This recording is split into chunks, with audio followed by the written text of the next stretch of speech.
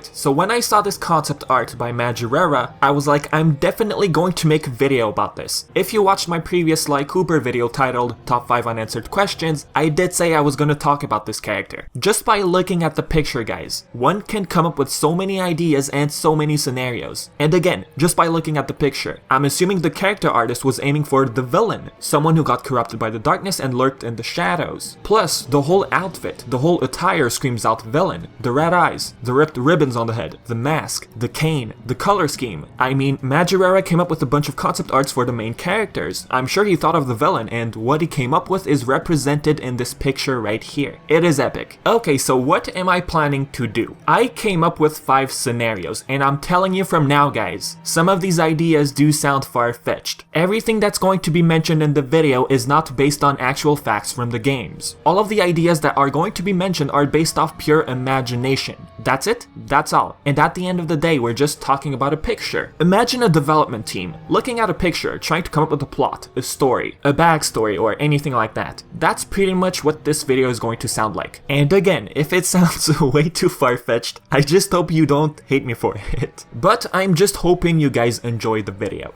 Before I jump into anything, I just want to cover something quick. I've been reading the comments and some people believe that this character looks robotic. I just don't see it. We see the fur, we see the outfit, we notice the wrinkles. If we were talking about a robot, we'd be seeing hinges and a bunch of bolts. I just don't see it. Yes, on this rough sketch right here, the pants kinda make him look robotic, but I'm assuming those are a bunch of squares stitched on his pants. So let's just stick with the idea that we're talking about an organic life form, not a robot. With that out of the way, guys, let's get on with it.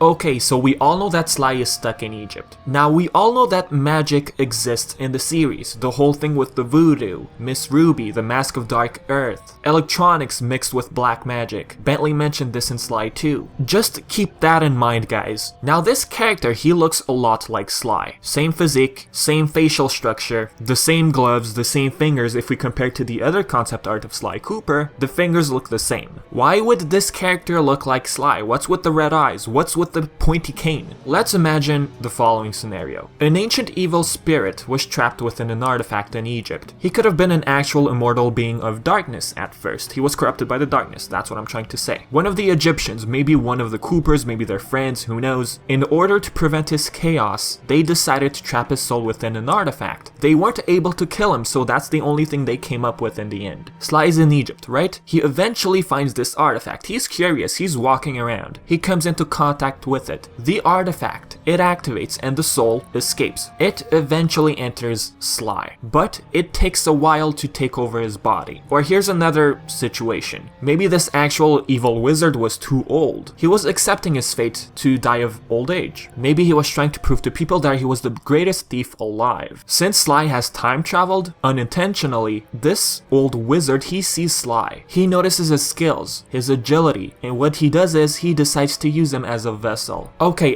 if this old wizard had the power to make a bunch of vessels, why did he pick Sly? Why didn't he pick Sly Common? Sly has learned everything from the Thievius Raccoonus, so he's the Cooper who has the most amount of skill. This creepy guy, he saw him. He was probably spying on him and told himself that once again he will prove to everyone that he's the greatest thief alive. Not only will he have Sly Cooper's skills, but he also has a bunch of magic. This kinda reminds us of Clockwerk wanting to be known as the greatest thief alive. I will get to Clockwerk soon. Okay, so what's next? If he does turn out to be the next villain, is he going to appear in Sly 5? Isn't Sly 5 supposed to deal with Clockwerk? No one knows about Sly 5, no one knows about its story, no one knows anything about the game. But I would love Sly 5 to deal with Clockwerk once and for all. Or maybe not. I will explain later. Now, a lot of you will hate me for this, okay? Let's imagine a sequel to Sly 5 was already confirmed. And let's assume this was confirmed during the development of Sly 5. Please don't say cliffhanger, please don't say cliffhanger. Yes, I am going to say cliffhanger. I am sorry, but hear me out. In Sly 5, they could include a secret ending. Maybe it could show the soul finally taking over Sly. He's in pain. What they could show is his eyes turning from brown to red. He gets up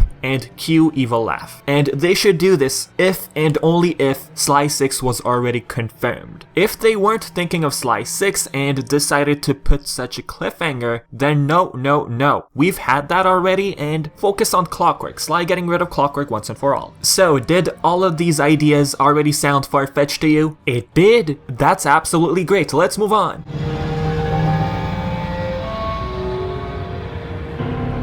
What is a doppelganger? It means double walker if we translate it from Greek. It's an exact copy of a person with no relation. They also describe it as the same ghost or the same shadow. The mystics believed that doppelgangers were evil spirits. Ancient Egyptians believed in Ka, I think that's how we pronounce it, K-A, which represented the spiritual double born with every man. If it's Sly's evil doppelganger in this picture right here, how did he exist in the past? It's a doppelganger. We can't explain it. Let's keep it simple. Let's just say this character is a being who looks exactly like Sly. Did he originate from ancient Greece or ancient Egypt? Let's stick with ancient Egypt, and I will explain why. Before I explain why, let's expand a little on this idea of a doppelganger. If he is Sly's exact copy existing in the past, how can we explain the Cooper mask? What about the Cooper cane? He has absolutely no relation to the Coopers. He's not related. Why would he have their symbol? I'm gonna be honest with you guys. It was very hard for me to come up with an idea. We can explain this idea in another scenario, but for this one, it was a bit harder. I've come up with a story, a scenario. It's not the best, alright? If some of you have a better story, feel free to share it in the comment section. Okay, how do we explain the Cooper cane and the Cooper mask? Wait, is he even wearing a mask? How can we tell? Let's look at the other concept art. We clearly do see a mask. Anyways, about the story. Let's assume this character was very friendly at first. Let's say he was a friend to a Cooper before Sly Uncommon's time. Why before that period? Well, let's assume Clockwerk killed the rest of the Coopers. Yes, he did say that the Coopers always found a way to beat him, but let's put that aside for now. Something happened between these two characters. He was friends, right? Maybe a wizard who practiced alchemy. Think of Clockwerk hiring Miss Ruby. Eventually, these two end up in a dangerous situation. His friend, who was a Cooper, didn't save him. He left like a coward. And this Cooper thought that his friend had died. So what happens next is this. Since he was practicing magic, alchemy, and stuff like that, he was trying to come up with a way to synthesize the elixir of life. He's been working on this project for a while. Maybe his friend, this unknown Cooper, told him to do so. What the elixir of life does is, it gives one immortality. That's what it gave this person. Since he was a wizard and wanted revenge, all of his hatred,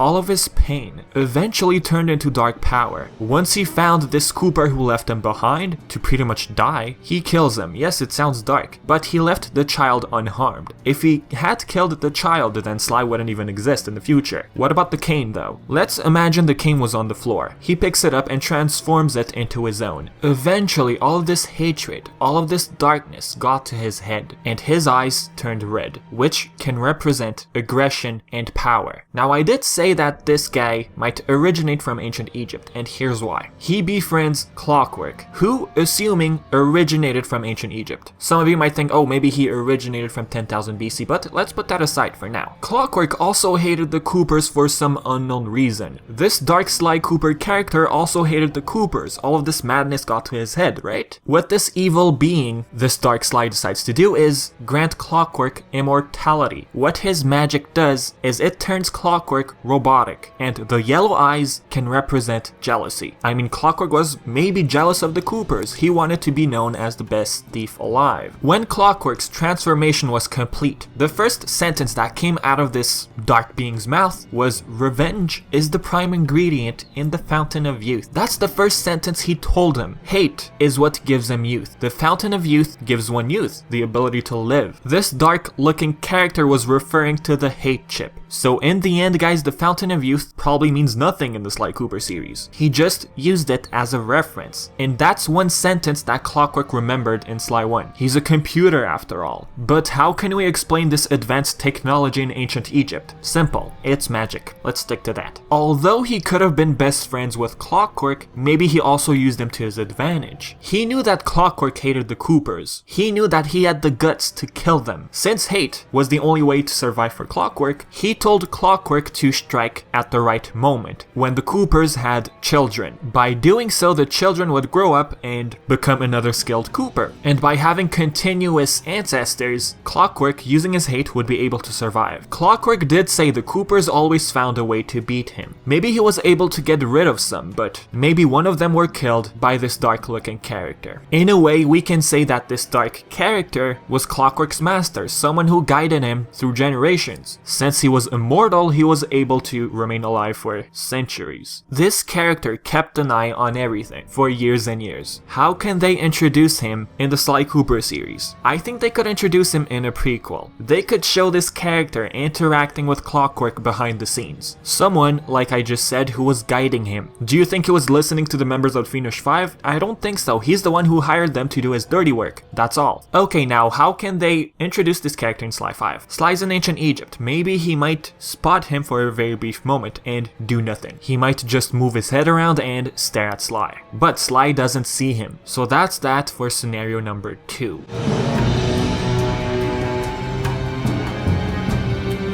So all of the Coopers had at least one kid. Did they have more than one? That is the question. We don't know. We don't know any of their past that much. Now, one of these kids decided to follow the family's legacy. As for the other kid, who knows, maybe he or she decided to follow their passion. This could apply to a lot of Coopers, but what if one of Sly's ancestors feared one of their kids? Why did they fear the child? Perhaps he had powers. Maybe he did something very traumatizing. Maybe he was very dangerous. Maybe he was born with powers. Yes, this does sound like Elsa.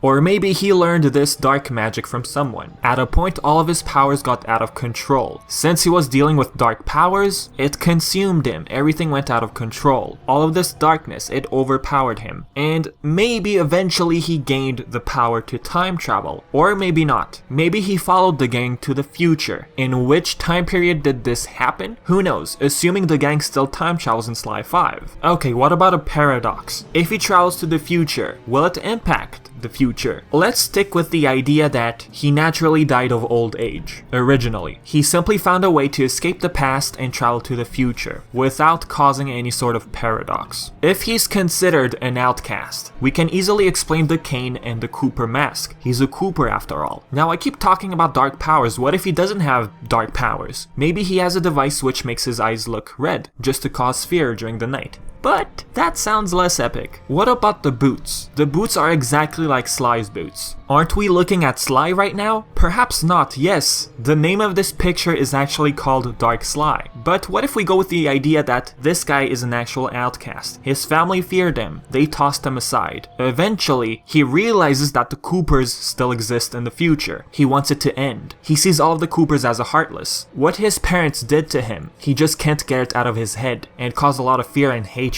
I could imagine a scenario where he meets Sly and tells him, "Why couldn't my parents love me? What makes you so special?" And then he decides to face Sly.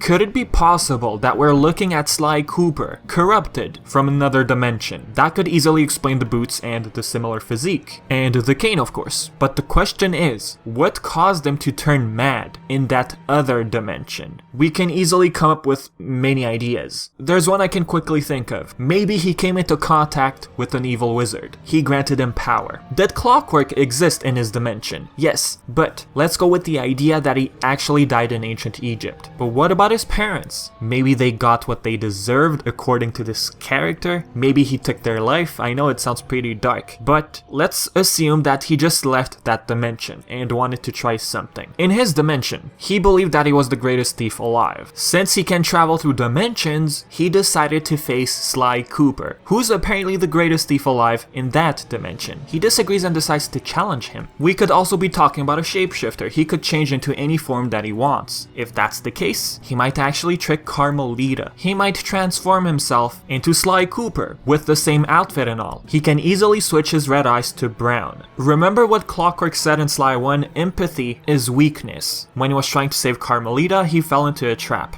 This evil Sly Cooper will take that idea and do the same thing. He's gonna go after Carmelita and make sure that Sly suffers. If he wants to prove that he's the best villain in the world, why would he try and hurt Sly? Well, we're talking about an evil guy, consumed by darkness. He would do whatever it takes to be considered the best. And if that involves getting rid of Sly, then he's gonna do it. What if the Thievius Raccoonus never existed in the other dimension? This villain, he gets curious and wants to find the book. I know it sounds cliche and Clockwerk went after the book, but you never know. This time, instead of ripping the pages out, he steals the book. Okay, but wait, he has a cane. That means the Thievius Raccoonus existed in his dimension as well. Well, maybe not. The parents could have probably said, this cane was always part of our family legacy. It doesn't necessarily have to involve the Thievius Raccoonus. With that being said, let's move on to the final scenario.